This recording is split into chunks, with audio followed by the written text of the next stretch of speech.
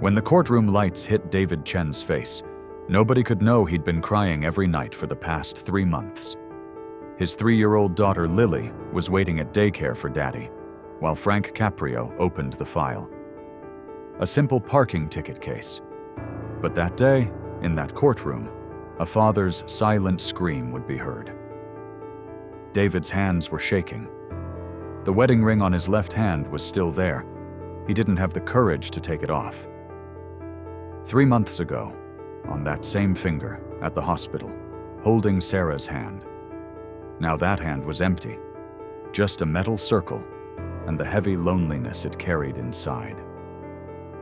When Frank opened the file, it looked like just another routine parking ticket. $200, near Providence Hospital, no parking zone. Open, simple, closed case. Pay the fine, go. But when he looked at David's file, the documents told him something different. Death certificate. Sarah Chen, 28 years old, 3 months ago. Cancer.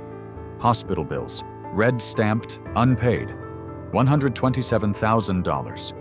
Daycare records, Lily Chen, age 3, overdue payments, $2,400. Employment records, David Chen, 2 part-time jobs, total monthly income $2,800. Mr. Chen, Frank said, his voice echoing in the courtroom but somehow soft, almost like a private conversation. Why did you park near the hospital this morning?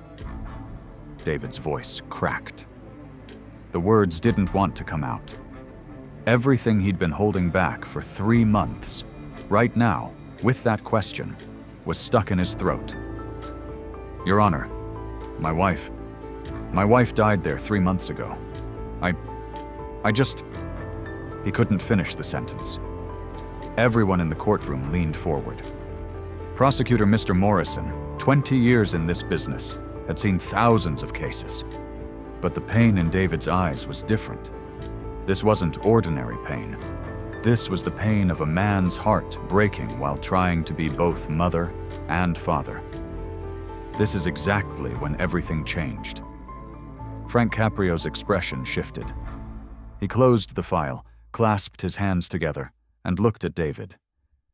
They weren't judge and defendant anymore. They were 2 human beings.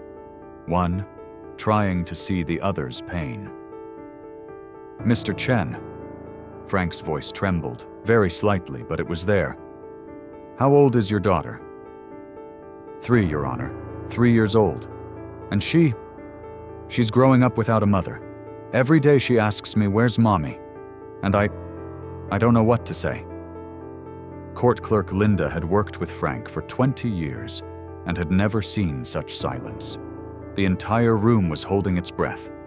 There were 100 people there, but no sound. Just David's suppressed sobs, very soft, but everyone could hear them. Your wife, how did you lose her? Frank asked. This was completely against procedure. Judges don't ask personal questions, but Frank Caprio, that day, wasn't a judge. He was just a human being, trying to understand another human being's pain. Cancer, Your Honor. Breast cancer. 8 months. From diagnosis to death. 8 months. The last 3 months we spent in the hospital. And that day, that morning I went one last time. To talk to her. I know parking was illegal, but she was my wife. I wanted to say goodbye. But the truly shocking thing was another truth Frank learned at that moment. David was working 2 jobs to pay the hospital bills. He started at 5 a.m. as a barista at a cafe. He finished at 2 p.m., running to daycare to pick up Lily. He started again at 6 p.m., working as a cashier at a supermarket. He finished at 11 p.m. He'd come home, Lily was already asleep. And every night he'd go into his daughter's room, sit by her bed, and cry silently. Mr. Chen, Prosecutor Morrison said, standing up, his voice breaking. I withdraw my objection, Your Honor. This man doesn't deserve punishment. Frank looked up. In his 20-year career, this was the first time he'd seen a prosecutor act with empathy. Morrison's eyes were wet. "Thank you, Mr. Morrison," Frank said. Then he turned to David. "Mr. Chen, the $200 parking fine is dismissed, because a man should not be punished for saying goodbye to his wife. Never. You haven't seen the biggest surprise yet." Frank was about to close the file, but then he saw something. The daycare payment notices. 3 months overdue, total $2,400. Red stamps, final warnings, threat letters. "Mr. Chen, your daycare fees are unpaid. 3 months overdue." David bowed his head. His shame, his defeat, his helplessness, all of it was on his face. "I know, Your Honor. I'm working, but it's not enough. Hospital bills, rent, food, electricity, water. There's no money left for daycare. Next week, they're taking Lily out of daycare. And I don't know what to do." Wait a minute. Don't miss this detail. Frank Caprio, at that moment, didn't just make a decision. He pulled out his phone and made a call. In the middle of court, in front of everyone. The courtroom was shocked. A judge in the middle of court was making a phone call? This had never been seen before. "Hello, this is Judge Caprio. Can I speak with Children's Services Director Karen Williams? Urgent." He waited 10 seconds. The room was silent. Everyone was wondering what would happen. "Karen. Frank. Listen.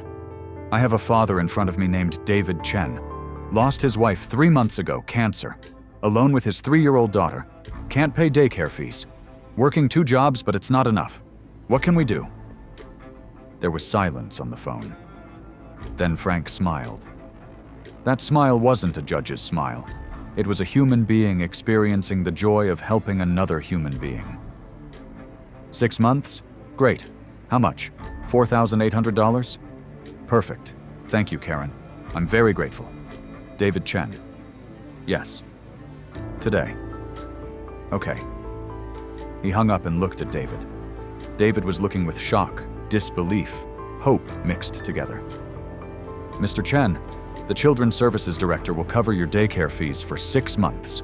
Total $4,800. This will give you some breathing room. 6 months to find a job, get organized, get your life together." You won't believe this, but David started crying. Uncontrollably, helplessly, but this time with gratitude. He covered his face with his hands. His shoulders shook. Everything he'd been holding back for 3 months at that moment exploded. All the pain, all the loneliness, all the exhaustion, all the helplessness. It was all coming out in tears. "Your Honor, I don't know how to thank you. This is a miracle. This can't be real." "This is real, Mr. Chen. And don't thank me. Just be a good father to your daughter. You already are. But take care of yourself too. Because Lily doesn't need both a mother and a father. Lily just needs a healthy, happy father. And you, by working this much, you're destroying yourself. 6 months? Take some time for yourself, okay?" David nodded. He couldn't speak. Words weren't enough. "Now you're seeing nothing." A young woman sitting in the back of the courtroom stood up. She had a tissue in her hand. Her eyes were bright red. "Your Honor," the woman said, her voice shaky but determined. "I also lost my husband 2 years ago. Car accident. I have 2 kids, 5 and 7, and nobody helped me. Nobody. But after what I saw today, I want to help David. I'm a daycare teacher. Lily can come to my class anytime, free, as long as she wants." Then an elderly man stood up. "I'm a retired doctor. David, bring your daughter to me. Free checkups, vaccines, everything. Kids get sick, treatment is expensive. I'll take care of her for free." Then a middle-aged woman. "I'm a child psychologist. Lily lost her mother. She may be experiencing the effects of that. Free therapy, as much as needed." Then someone else, then someone else, then someone else. 10 people stood up, 20 people, 50 people. Everyone in the courtroom. Daycare teachers, doctors, psychologists, realtors, store owners. Everyone wanted to help David and Lily. Frank Caprio hadn't just dismissed a fine that day. He had opened a community's heart, set a city in motion, given hope to a father. But after the cameras turned off, nobody knew what happened in Frank's office. When David came in, Frank was crying, sitting at his desk, head in his hands, crying silently. "Judge Caprio," David said, shocked. Are you crying?" Frank looked up. His eyes were bright red. "David, I'm a father too. I have 2 kids. And when I think about losing my wife, your strength, your struggle, it shames me. I sit in this chair, make decisions. But you, every day, you're fighting to survive. And you're winning. Because Lily still laughs, right?" David smiled. For the first time in 3 months, he really smiled. "Yes, Lily laughs every day, because I make her laugh. No matter what, I smile in front of her. But at night, after she's asleep, that's when I cry." "You're not crying alone anymore, David," Frank said. "Now there's a community. Now you have a family. And I'll always be there for you and Lily." That day, Frank Caprio made a decision. He launched a support program for single parents. Every month he would provide free legal aid, daycare support, psychological counseling, job placement assistance to single parents who came to his court. Because he saw David and understood, how many Davids are out there? 3 months later, David came back to the courtroom. This time not as a defendant, as a volunteer. He had a check in his hand. "Judge Caprio," David said, "I'm now doing not 1 but 2 jobs. Days at the cafe, nights at the supermarket. But now daycare is free, Lily's doctor is free, therapy is free. So every extra dollar I earn, I'm donating to your fund. $500, a month's worth of my overtime." Frank was surprised. "David, you're already working so hard. Take care of yourself and Lily." "No, Judge," David said determinedly. "Sarah, before she died, told me something." "David," she said, "take care of Lily. Teach her love. Teach her kindness. When you receive kindness, give kindness. I received kindness. Now it's my turn to give kindness to other single parents." The check was for $500, a month's worth of David's overtime. Everyone had learned the truth, but the real shock came 6 months later. David had founded a single parents support group. Every Thursday evening, in the courthouse meeting room, mothers and fathers in the same situation met, shared their experiences, supported each other. The first meeting had 3 people. The second had 7. The fourth had 20. By the 6th month, 100 people. "Frank Caprio showed me I'm not alone," David said at one meeting, in front of 100 people. "Knowing you're not alone changes everything. Because on this road, sometimes you fall. Sometimes you can't take it. Sometimes you want to give up. But if there's a community, someone catches you. Someone tells you, 'Get up, you can do it.' And you get up." The group grew, rapidly. The first year they helped 200 single parents. Daycare support, job finding, legal aid, psychological support, financial planning, everything. Free, with volunteers. Local businesses started supporting. Daycares started offering discounts. The city made it an official program. And within a year, David's small support group turned into a national movement. One day, a letter arrived at Frank Caprio's office from the White House. The president wanted to expand the single parent support program nationwide. David's story had made national news. Father who cried in court becomes hope for thousands of families. But to Frank, the most important moment came a year later. It was Lily's 4th birthday. David had invited Frank.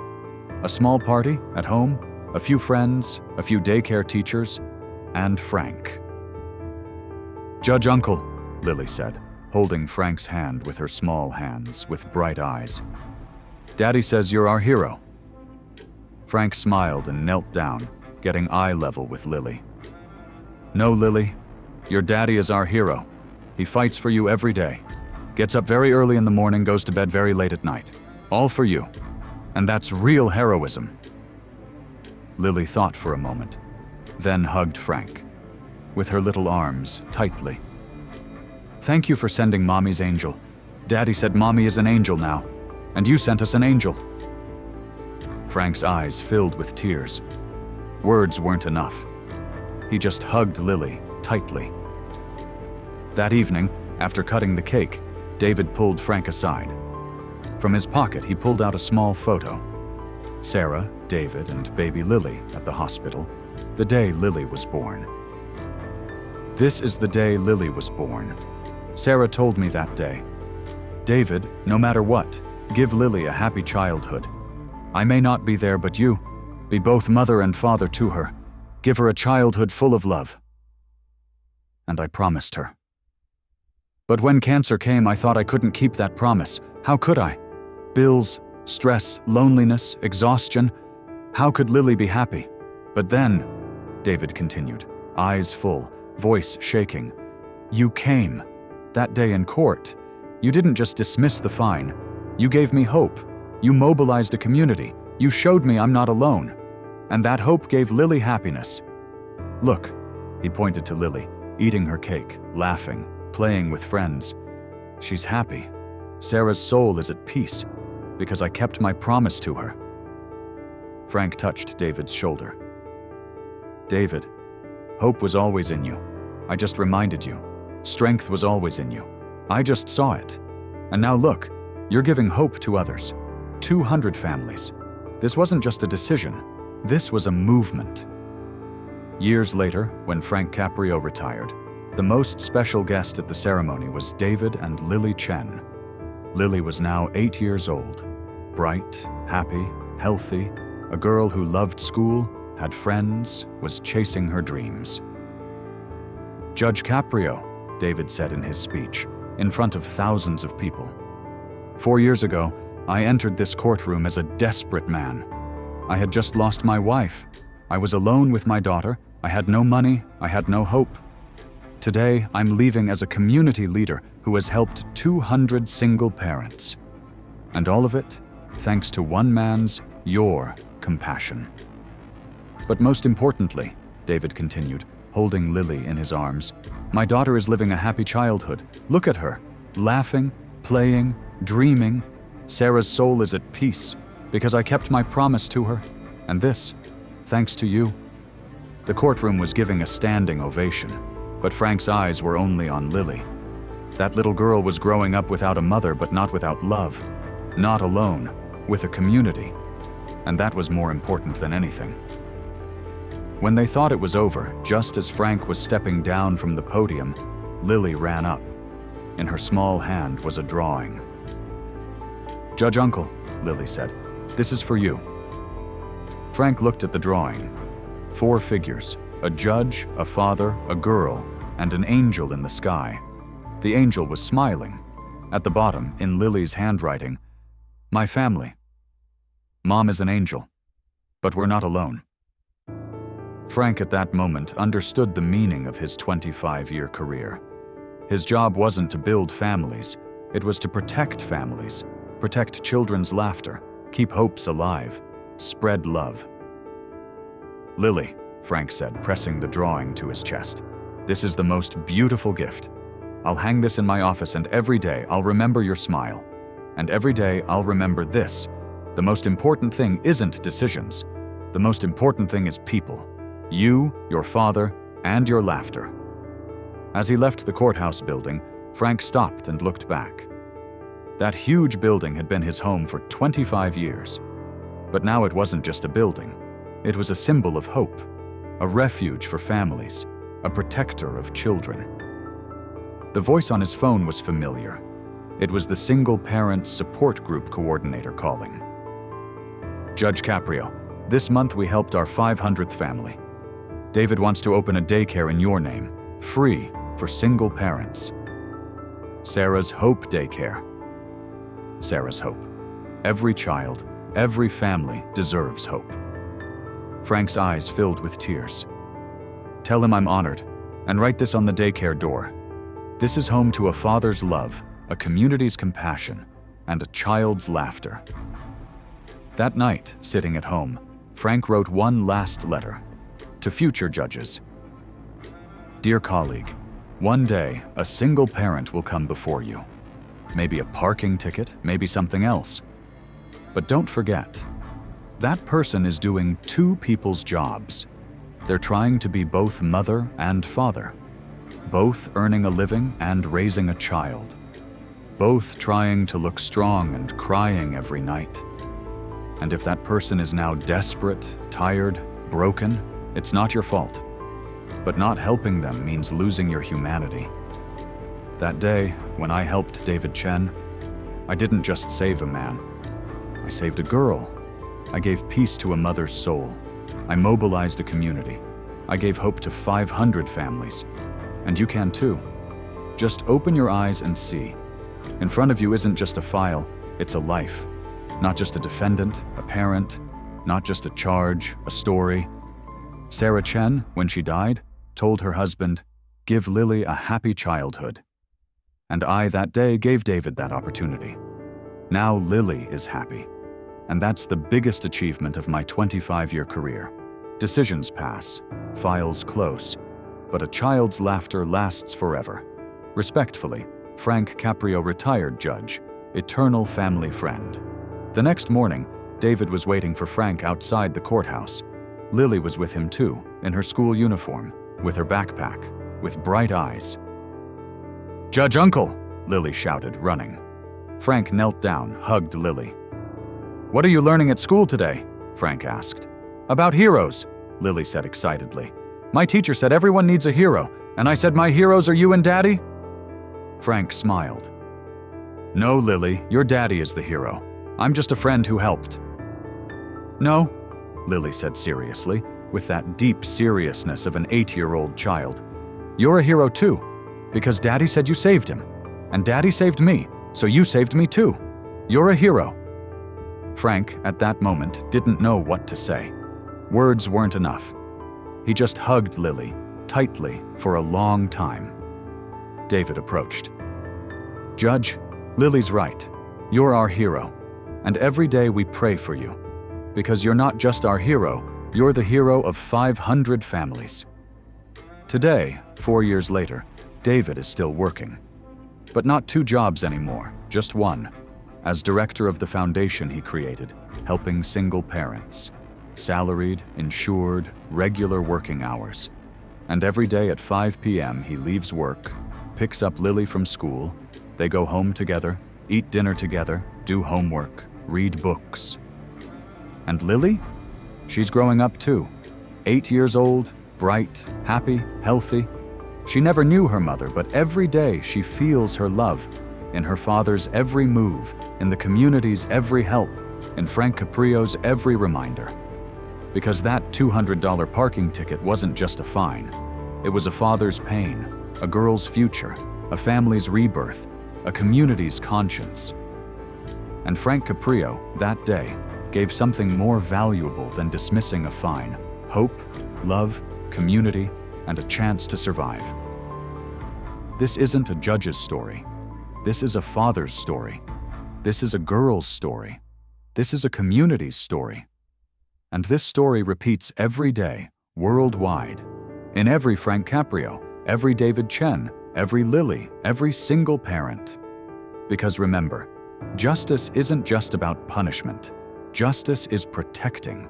Justice is supporting. Justice is understanding. Justice is love. Justice means family. Frank Caprio made his choice. David Chen rebuilt his life. Lily lived a happy childhood. The community united, and the world became a little better place. Now it's your turn. When you see a single parent, what will you do? How will you protect a child's laughter? What decision will you make? Because every day there's an opportunity. Every day there's a chance to help someone. Every day there's power to make the world a little better. Your turn. What will you choose? Will you